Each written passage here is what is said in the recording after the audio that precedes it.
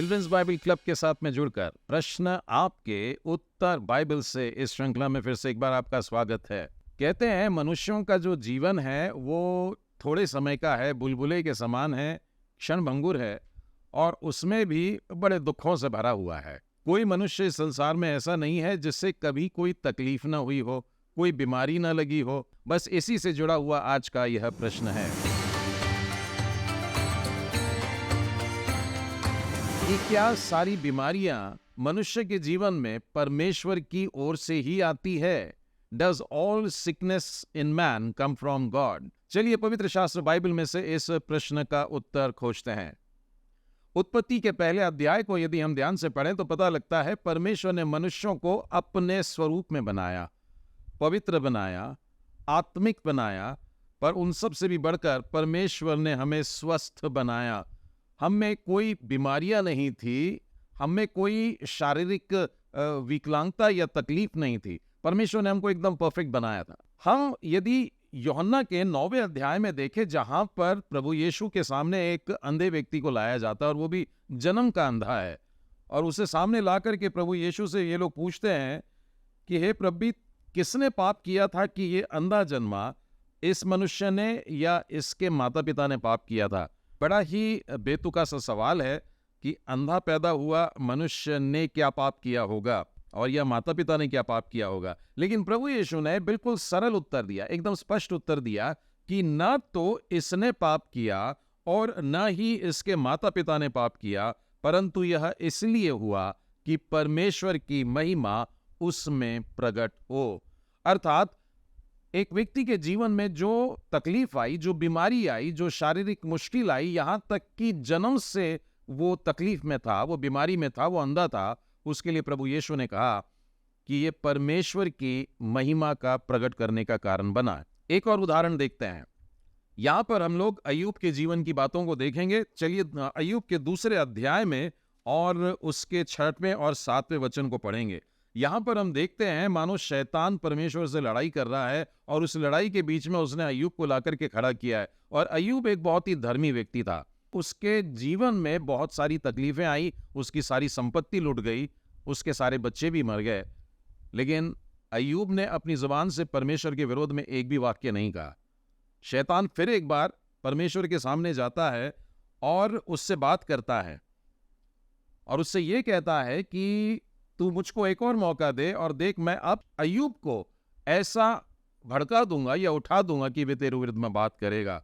और परमेश्वर उसके लिए इस प्रकार से कहते हैं, यहोवा ने शैतान से कहा, मैं 6वां और 7वां वचन पढ़ रहा हूं। यहोवा ने शैतान से कहा, सुन, वह तेरे हाथ में है, केवल उसका प्राण छोड़ देना।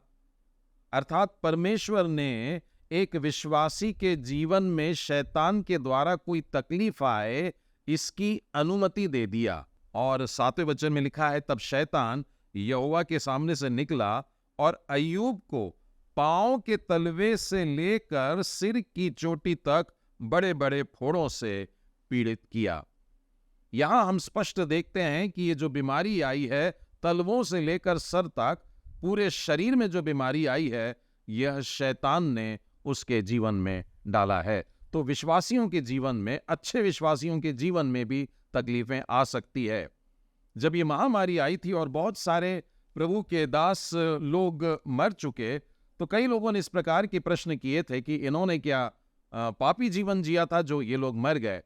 ऐसी बात बिल्कुल नहीं है, परंतु विश्वासियों के जीवन में जो भी कुछ हो रहा है वो परमेश्वर की अनुमति से हो रहा है और ये उनकी भलाई के लिए है।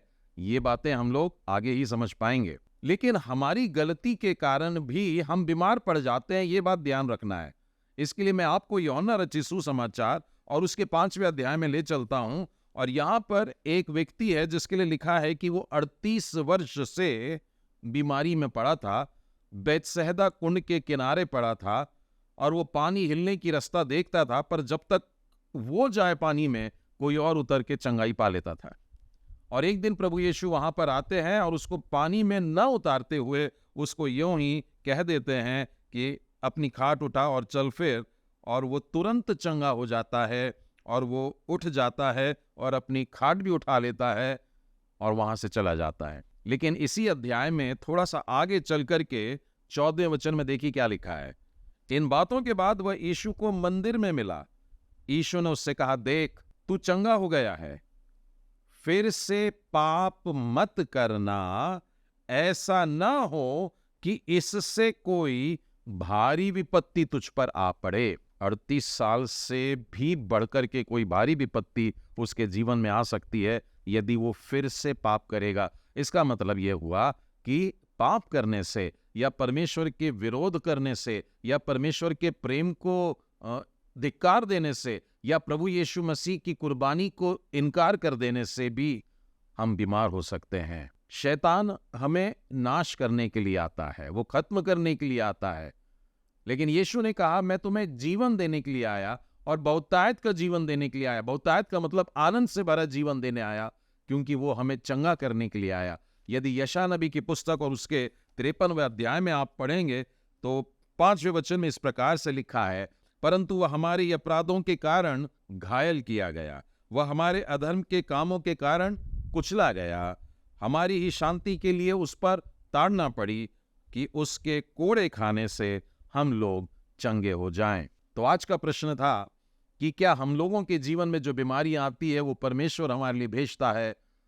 और उत्तर हमें स्पष्ट मिल गया है कि हमारा पाप ही हमारी बीमारियों का जड़ है। प्रभु यीशु तो हमें हमारी बीमारियों से चंगा करने के लिए आए, हमारे लिए कोड़े खाए और हमें पापों से मुक्ति दिलाने के लिए क्रूस की मृत्यु भी सह ली। परमेश्वर पिता आप सबों के साथ हो। शालोम।